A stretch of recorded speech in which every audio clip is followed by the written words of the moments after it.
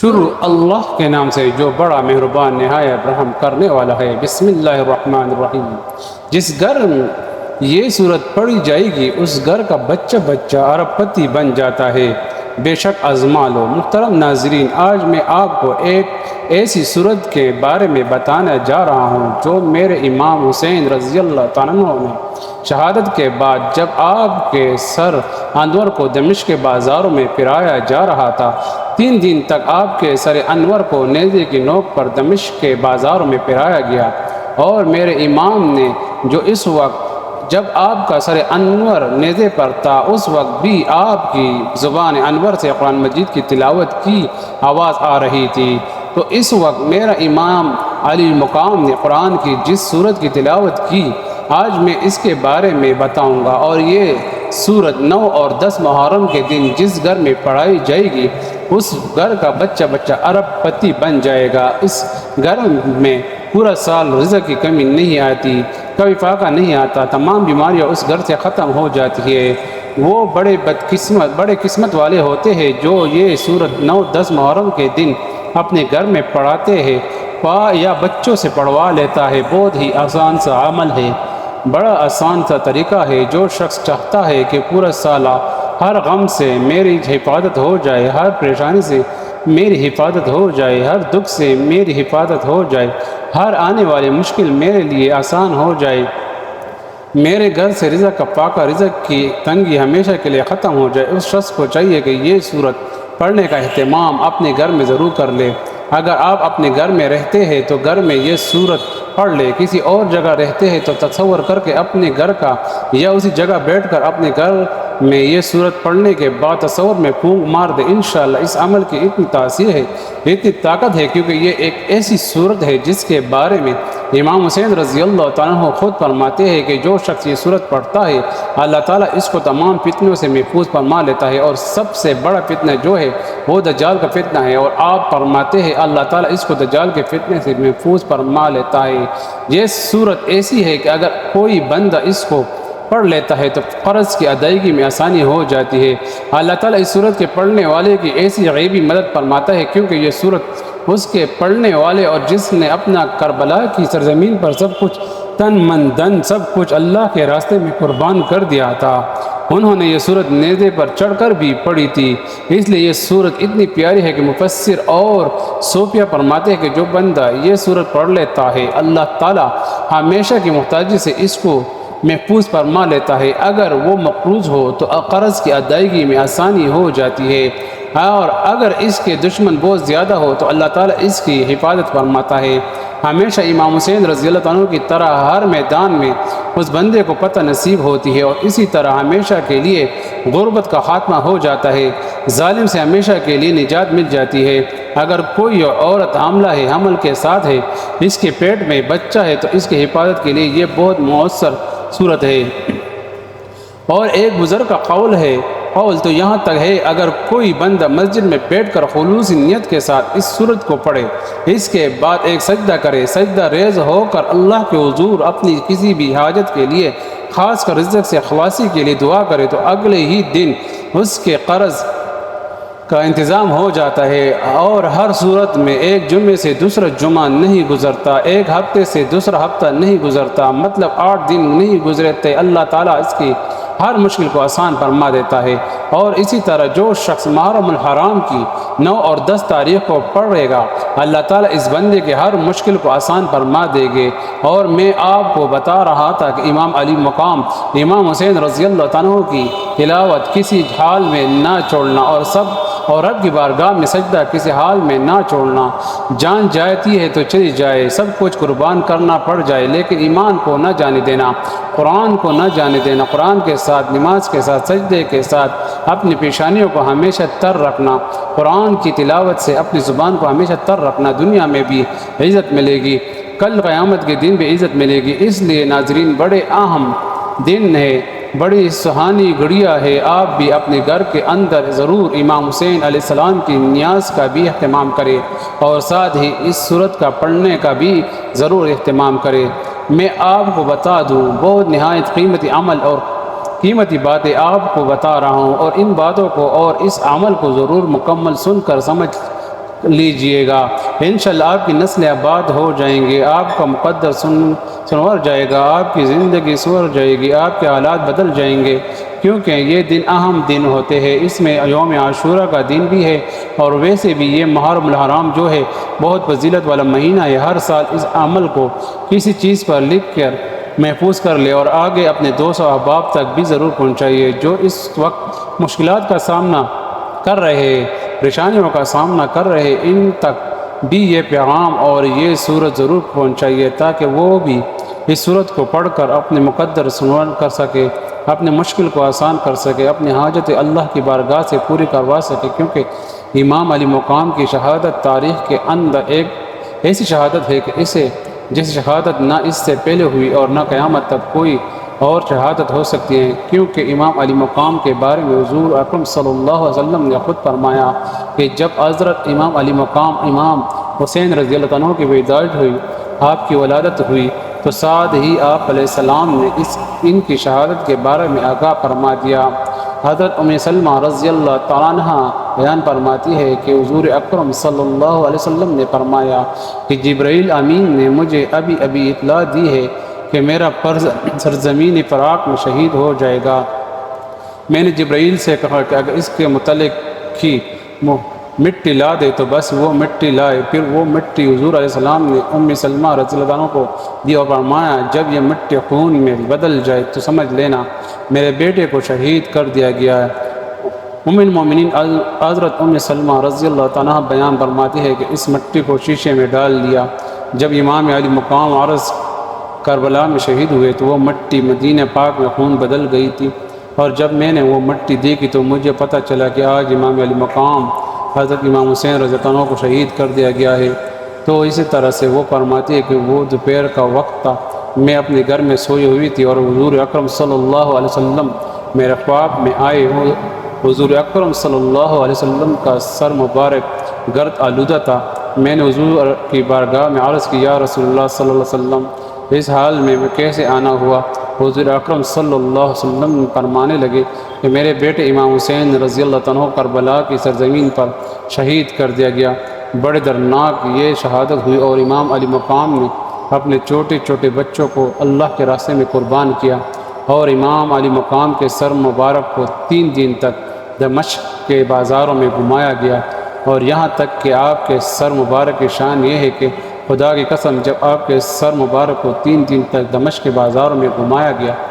تو اس وقت آپ کے بارے میں ایک راوی کہتے ہیں کہ میں نے حضور حسین رضی اللہ عنہ کے سر کو نیزے پر چڑھتے ہوئے دیکھا، اور اس وقت دمشق میں سر مبارک کے سامنے ایک آدمی یہ سورت پڑھ رہا تھا، اور جب اللہ تعالیٰ کا ارشاد آیا کیا تو نے نہ جانا کہ بے شک اصحاب کہف اور رقم ہماری نشانیوں میں سے ایک عجوبہ تھے۔ اس آیات پر وہ پہنچتا ہے تو بلا شبہ امام علی مقام حسین رضی اللہ عنہ کے سر مبارک سے آواز آتی ہے اور قرآن کی آواز آتی ہے، اور یہ کہہ رہے ہوتے ہیں کہ اصحاب کہف کے بارے میں کہنے والے میرا قتل کیا جانا اور میرے سر کا نیزے پر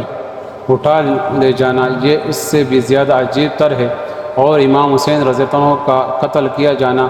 آپ کے سر انور کو تنگ سے جدا کر کے نیزے پر چڑھا کر دمشق کے بازاروں میں پھرایا جانا یہ اصحاب کہف کے واقعے سے بھی کہیں عجیب تر ہے۔ اس لیے ناظرین جو لوگ بھی یہ صورت اپنے گھر میں پڑھنے کا اہتمام کریں گے، جو طریقہ ابھی میں آپ کو بتانے والا ہوں اس طریقے کے مطابق انشاءاللہ تعالی جو کچھ بتایا ہے پیچھے میں نے انشاءاللہ رب الکائنات ضرور صدقہ حسین کا، صدقہ شہید کربلا اس کو خالی دامن نہیں بھیجے گا، ان کی جولیاں آج بھر دے گا۔ اس لیے ناظرین کئی عرصہ گزر گیا، آج بھی میرے امام حسین رضی اللہ عنہ کا نام زندہ ہے، تا قیامت زندہ رہے گا۔ سب دوست احباب ایک بار کمنٹ میں یہ ضرور لکھے گا حسین زندہ باد، حسین زندہ باد، یزید مرد آباد، یزید مرد آباد ہے۔ جو امام علی مقام ہے، محبت کرنے والا ہے، وہ ضرور یہ الفاظ لکھیں گے اور اپنے محبت کا ثبوت دیں گے۔ محرم الحرام اسلامی سال کا پہلا مہینہ ہے، یعنی محرم الحرام سے ہجری سال کا آغاز، ذوالحجہ پر ہجری سال کا اختتام ہوتا ہے۔ اس ماہ کو حضور اکرم صلی اللہ علیہ وسلم نے اللہ تعالیٰ کا مہینہ قرار دیا ہے۔ یوں تو سارے ہی دن اور مہینے اللہ تعالیٰ کے ہیں، لیکن اللہ تعالیٰ کی طرف نسبت کرنے سے اس کی فضیلت ظاہر ہوتی ہے۔ ماہ محرم کی ایک فضیلت یہ بھی ہے کہ اس مہینے کا روزہ رمضان المبارک کے بعد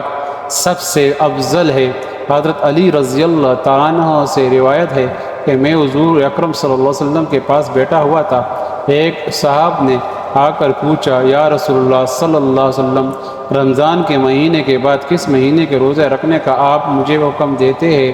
تو حضور اکرم صلی اللہ علیہ وسلم نے فرمایا، اگر رمضان کے مہینے کے بعد تمہیں روزہ رکھنا ہو تو محرم کا روزہ رکھو، اس لیے کہ یہ اللہ کا مہینہ ہے، اس میں ایک دن ہے جس میں اللہ تعالیٰ نے ایک قوم کی توبہ قبول کی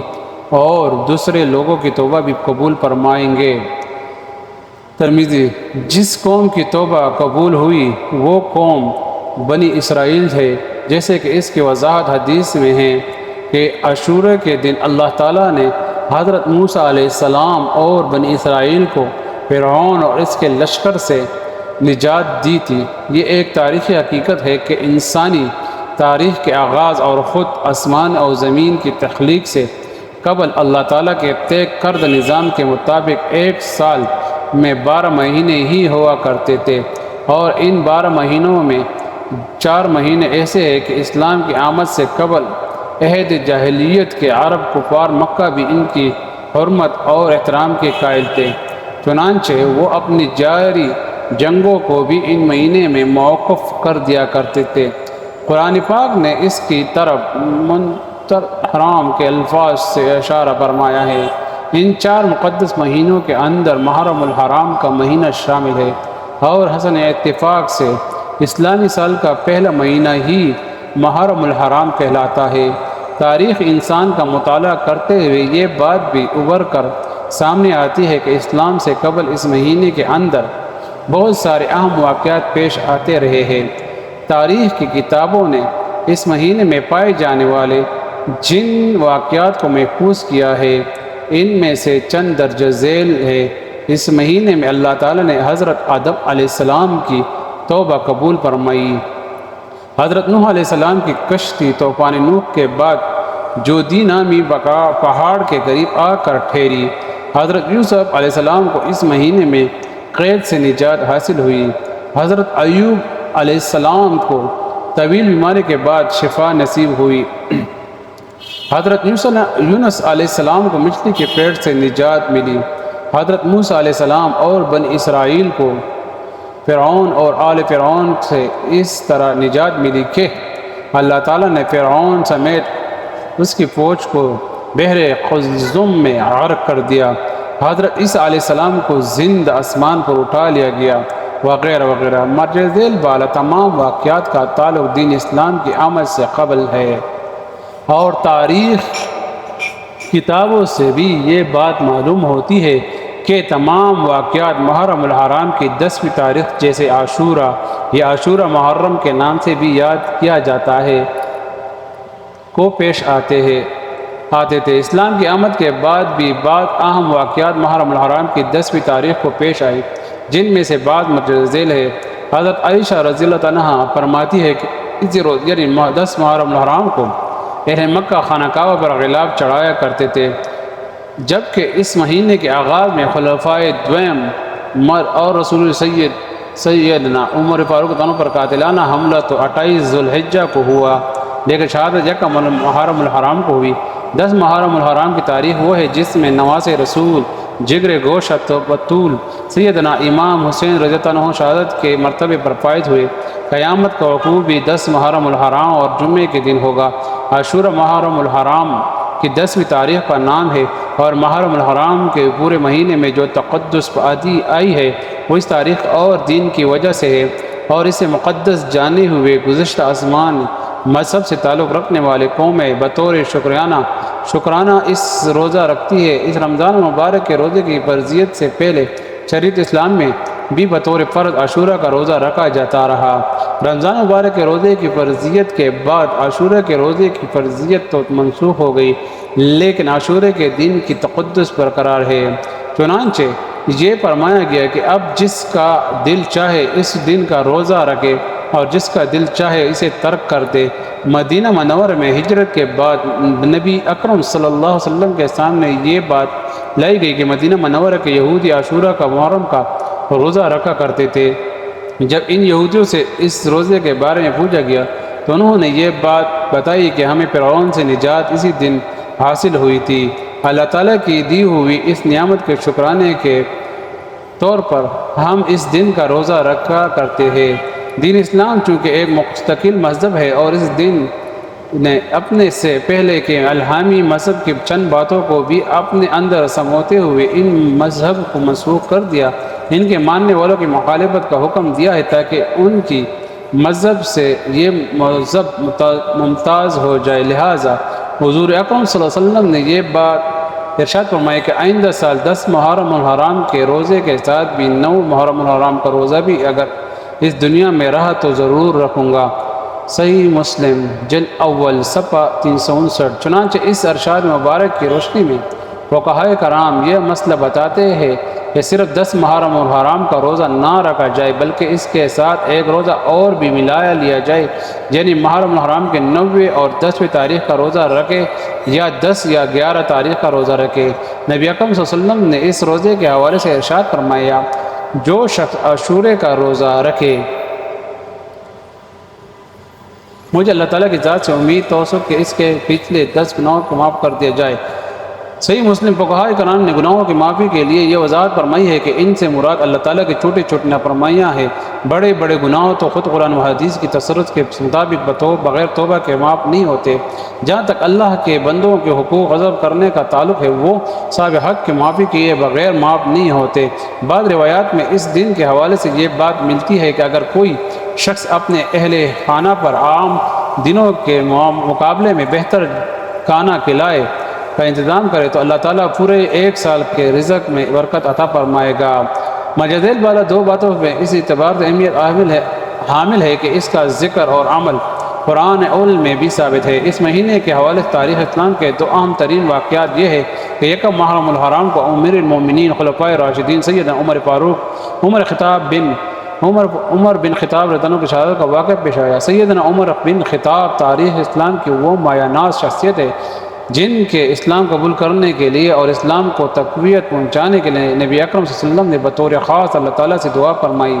ناظرین میں آپ کو بتا رہا ہوں کہ آپ نے 9 اور 10 محرم الحرام کے دن یہ سورۃ کاف پڑھنی ہے، اور آپ نے کتنی بار پڑھی ہے، کسی طرح پڑھنی ہے۔ آپ نے گھر میں سب لوگ مل کر بھی پڑھ سکتے ہیں اور ایک شخص بھی پڑھ سکتے ہیں، اور پھر اس کے بعد آپ نے کیا کرنا ہے یہ بھی مکمل سمجھے گا۔ اگر کچھ نیاز کا اہتمام ہو جائے، کچھ چیزیں کا انتظام ہو جائے، لنگر کا انتظام ہو جائے تو پاکا، اگر نہیں تو آپ ویسے بھی اس کو صرف 1 گلاس پانی کے اوپر بھی پڑھ کر اپنے سب گھر والوں بیوی بچوں کو پلا دے۔ اگر آپ گھر میں نہیں تو آپ تصور میں گھر کے اوپر بھی دم کرے اور بچوں کے اوپر بھی دم کر دے۔ اسی طرح اس کے اول آخر آپ نے درود ابراہیمی جو ہم نماز کے اندر پڑھتے ہیں، اس میں حضرت ابراہیم علیہ السلام کا ذکر ہے، حضور کی آل کا ذکر ہے، حضور کی اولاد کا ذکر ہے۔ ایک بار ثواب کے طور پر میرے ساتھ بھی پڑھ لے، اللہم صلی علی محمد وعلی آل محمد کما صلیت علی ابراہیم وعلی آل ابراہیم انک حمید مجید، اللہم بارک علی محمد وعلی آل محمد کما بارکت علی ابراہیم وعلی آل ابراہیم انک حمید مجید۔ آپ نے یہ درود پاک اول آخر 9 بار پڑھ کر اور رب 10 محرم الحرام کرو تو 10 مرتبہ اول اور درود پاک پڑھنی ہے۔ 9 محرم الحرام کو پڑھے تو